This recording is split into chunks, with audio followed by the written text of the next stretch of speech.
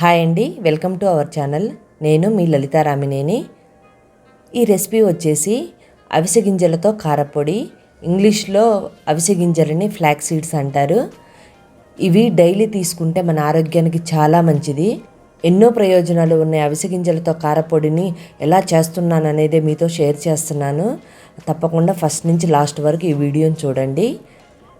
నేను 200 గ్రామ్స్ అవిసె గింజలు తీసుకున్నాను.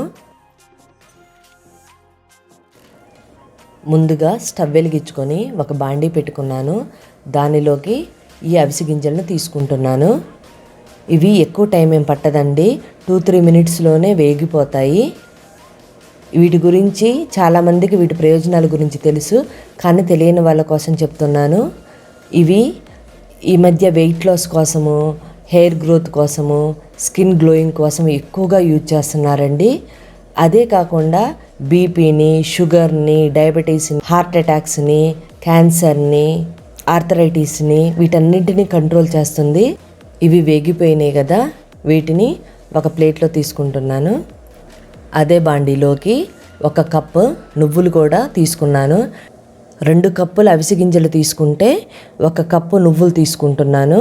ఈ నువ్వులలో ఎక్కువ కాల్షియం ఉంటుంది కదా, అదేవిధంగా అవిసె గింజల్లో కూడా ఒమేగా 3 ఫ్యాట్స్ ఎక్కువగా ఉంటాయండి. ఈ నువ్వులు కూడా వేగినాయి. వీటిని కూడా అదే ప్లేట్లో తీసుకుంటున్నాను. అదే బాండీలో 2 స్పూన్ల ఆయిల్ తీసుకుంటున్నాను.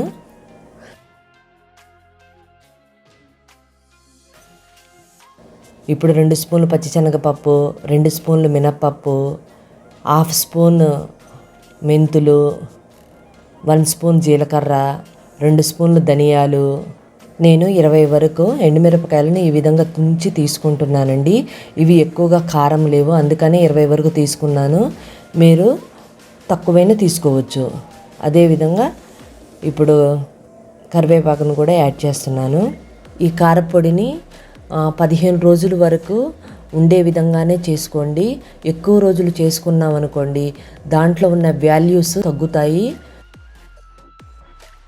కొంచెం చింతపండు తీసుకున్నాను. ఇప్పుడు స్టవ్ ఆపేసాను.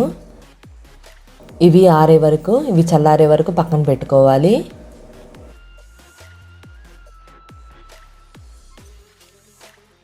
ఒక మిక్సీ జార్ తీసుకొని మనం వేయించిన అవిసె గింజలు, నువ్వులు, ఫ్రై చేసుకున్న తిరగమాత గింజల్ని, 1 స్పూన్ సాల్ట్ని తీసుకొని ఒకసారి గ్రైండ్ చేసుకున్నాను. అదేవిధంగా 10-12 చిన్నులపాయ రెబ్బలు తీసుకొని కచ్చాపచ్చగా దంచుకొని ఒకసారి గ్రైండ్ చేసుకున్నాను. మరీ మెత్తగా కాకుండా ఈ విధంగా గ్రైండ్ చేసుకోవాలి. ఈ కారపొడిని మనము ఇడ్లీతోనైనా, ఉప్మాతోటైనా, దోశతోటైనా నంచుకొని తినొచ్చండి. చాలా టేస్టీగా ఉంటుంది. రోజుకు 1 స్పూన్ మాత్రమే తీసుకోవాలి. ఆ స్పూన్లోనే మనకు కావలసిన న్యూట్రియంట్స్ ఉంటాయండి. ఈ కారపొడిని మూత టైట్గా ఉండే గాజు బాటిల్లో కానీ, లేదా ఏదైనా మూత టైట్గా ఉండే కంటైనర్లో స్టోర్ చేసుకోండి. మరి నేను చేసిన రెసిపీ మీకు నచ్చినట్లయితే తప్పకుండా నా ఛానల్ని లైక్ చేయండి, షేర్ చేయండి, సబ్స్క్రైబ్ చేయండి. పక్కనున్న బెల్ ఐకాన్ కూడా క్లిక్ చేయండి. Thank you for watching.